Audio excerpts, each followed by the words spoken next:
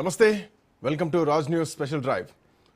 నిన్న రాత్రి మాజీ ముఖ్యమంత్రి కేసీఆర్, ముఖ్యమంత్రి రేవంత్ రెడ్డి పోటాపోటీ బహిరంగ సభల తర్వాత ఈరోజు ఇంకా ఆ మాటల తూటాలు ఇంకా చెవుల్లో రింగుమంటూనే ఉన్నాయి.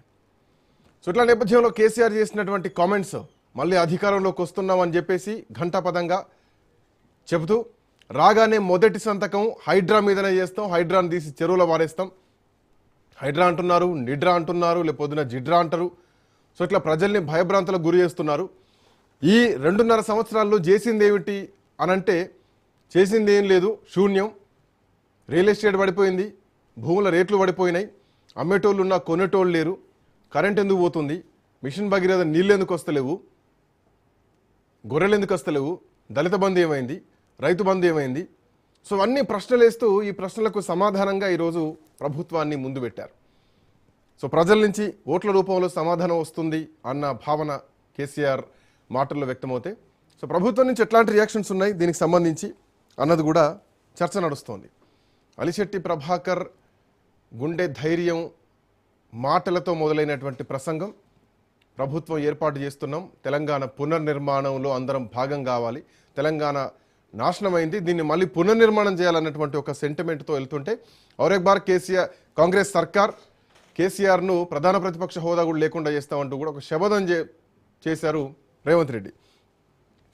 మాట్లాడదాం. మనతో పాటు జాయిన్ అవుతున్నారు చరణ్ కౌశిక్ గారు, కాంగ్రెస్ పార్టీ సీనియర్ నాయకులు, కాంబోజ్ వెంకటేశ్వర్లు గారు, బీఆర్ఎస్ పార్టీ సీనియర్ నాయకులు, అట్లాగే బండారు రామ్మోహన్ రావు గారు, ప్రముఖ రాజకీయ విశ్లేషకులు.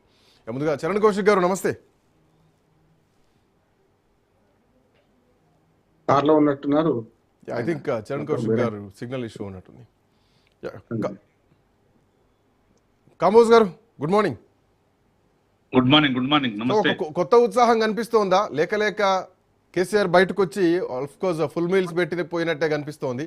సో మళ్ళా ఎప్పుడు వస్తారు, ఇక నుంచి రెగ్యులర్గా ఉంటారా ప్రజాక్షేత్రంలో?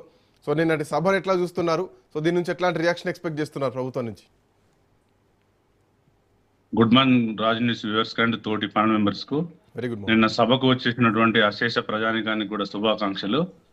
నిన్న కేసీఆర్ గారి స్పీచ్ కు అడ్డుకోవడం కోసము ప్రభుత్వం చేసిన పన్నగంలో బీఆర్ఎస్ పార్టీ విజయము, కాంగ్రెస్ పార్టీ ప్రభుత్వం వైఫల్యం ఇక్కడ చెందినాయి. ఎందుకంటే మనం ఒక అంశం తీసుకోవాలి.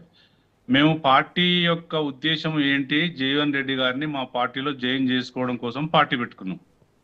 ఇలా గవర్నమెంట్ ఏం చెప్పింది, జీవన్ రెడ్డి గారి సమస్య పక్కన పెట్టి సంజయ్ గారు మా పార్టీలోకి వెళ్ళి కాంగ్రెస్ పార్టీలో జాయిన్ అయితే ఆయన బీఆర్ఎస్ పార్టీలోనే ఉన్నాడని చెప్పింది. మరి జీవన్ రెడ్డి గారు మా పార్టీలో జాయిన్ అయినప్పుడు మా ఎమ్మెల్యే సంజయ్ గారు, జగిత్యాల ఎమ్మెల్యే సంజయ్ గారు మా మీటింగ్ అయితే రాలేదు. ఇది భూతద్దంలో పెట్టుకొని రేవంత్ రెడ్డి గారు, స్పీకర్ ప్రసాద్ గారు చూడాల్సిన అవసరం ఉంది. ఇంకొక అంశం ఏంటంటే, మొత్తం సారాంశం ఏంటంటే, ఇవాళ కేసీఆర్ గారు మీటింగ్ అనగానే జగిత్యాల రోడ్లు మొత్తం తవ్వడాలు, ఇతర కాన్స్టిట్యున్సీలకు వెళ్ళి ప్రజలు వస్తుండే వాళ్ళని డిస్టర్బ్ చేయడాలు అనేది జరిగింది. ప్రజాస్వామ్యంలో ఏ పార్టీ వాళ్ళైనా మీటింగ్ పెట్టుకుంటారు, దాన్ని ఎవరు అడ్డుకోవడానికి హక్కు లేదు. అసలు సభ జరుగుతుందా జరగనే ఉద్దేశంలో అంత డిస్టర్బ్ చేశారు. నేను ఏమంటున్నానంటే, కాంగ్రెస్ మీటింగ్ పెట్టుకున్నా, బీఆర్ఎస్ మీటింగ్ పెట్టుకున్నా, బీజేపీ పెట్టుకున్నా కూడా అది వాళ్ళకు వదిలేయాలి. వదిలేస్తే ప్రజలు చూసుకుంటారు. కానీ మీరు చేసింది ఏంది, కేసీఆర్ గారు మీటింగ్ పెట్టుకున్న రోడ్లు తవ్వడం, బాటలు మొత్తం ఖరాబ్ చేయడం, రేవంత్ రెడ్డి గారు ఇవాళ మేడిగడ్డకు రావడం.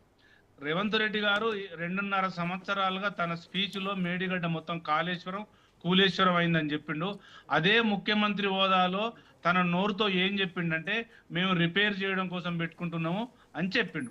అంటే 2 నాలుకల ధోరణి రేవంత్ గారి దగ్గర కనిపిస్తుంది.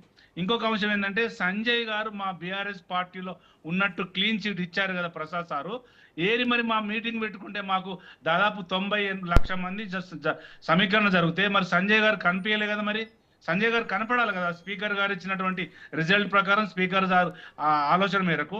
కానీ నేను ఏమంటున్నంటే, ఈ సారాంశం అంతా కేసీఆర్ గారు స్పీచ్ జరిగినటువంటి సారాంశం అంతా చూస్తే కాంగ్రెస్ వైఫల్యాలు, కాంగ్రెస్ నాయకులు ఎవరు చిల్లా చెదరం చేసుకోవడం లేదు. రేవంత్ రెడ్డి ఒక్కడే చిల్లా చెదరం చేస్తున్నాడు. కాంగ్రెస్ పార్టీని బొందబెట్టడం కోసం బయలుదేరిండు.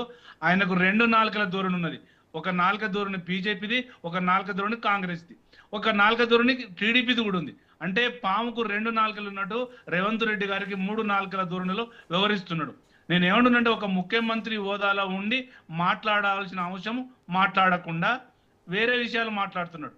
సరే ఓకే మేము తప్పు చేసినాం, ఓడిపోయినాం, మేము మీటింగ్లు పెట్టుకుంటున్నాం, మా 10 మంది మీ బట్ దగ్గర బట్ వచ్చారు దీంట్లో అనేది పక్కన పెట్టండి. దీంట్లో ఇంకా కొన్ని పాయింట్స్ కూడా కనిపిస్తున్నాయి. చరణ్ కౌశిక్ గారిని అడగాలనుకుంటున్నాను. చరణ్ కౌశిక్ గారు, గుడ్ మార్నింగ్. గుడ్ మార్నింగ్ అండి. కాళేశ్వరం ప్రాజెక్ట్ అసలు పనికే రాదు, దాన్ని ఒక్క పిల్లర్ను ముట్టుకున్నా పూర్తిగా కూలిపోయేటువంటి ప్రమాదం ఉంది, ఏం అర్థం కాని స్థితిలో ఉన్నాం అని చెప్పినటువంటి మీరే కాళేశ్వరం ప్రాజెక్ట్ రిపేర్ చేయడం కోసం ఇలా పోయినరంటే ఆ కాళేశ్వరం ప్రాజెక్ట్ పనికొచ్చేదనే కదా అర్థం. సో ఇన్ని రోజులు కూలేశ్వరం అని చెప్పేసి దాన్ని ఒక